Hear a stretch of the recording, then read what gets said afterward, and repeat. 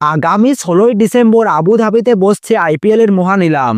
তার আগে 15 নভেম্বর প্রকাশিত হলো সব দলের রিটেনশন লিস্ট। কে থাকছেন, কে বাদ, কোন দলের হাতে সব থেকে বেশি টাকা, কে কত ঝুঁকি নিল, সবকিছু আজকের ভিডিওতে জানাবো। নিলামে 10টি দল মোট খরচ করতে পারবে 236 কোটি 93 লক্ষ টাকা। আর এখানেই সব থেকে বড় খবর, সবচেয়ে বেশি টাকা রয়েছে কেকেআর এর। কাকে ছেড়ে দিয়ে এত টাকা হলো কেকেআর এর?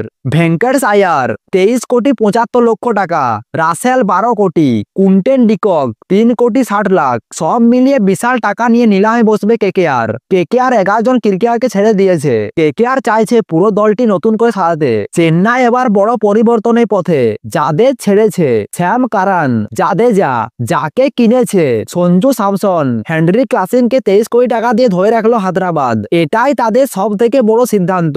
হায়দ্রাবাদ যাদের ছেড়েছে এডাম জাম্পা, রাহুল চাহার, অভিনব মনোহর, উইয়ান মুল্ডার, মোহাম্মদ শামি লখনৌ দলে। ডেভিড মিলারকে 1 বছর আগে কেনা হয়েছিল 7 কোটি 50 লক্ষ টাকা দিয়ে, কিন্তু এবার তাকে ছেড়ে দিল লখনৌ সুপার জায়ান্টস। এছাড়াও আকাশদীপকে ছেড়ে দিয়ে তাদের 8 কোটি 50 লক্ষ টাকা এসেছে।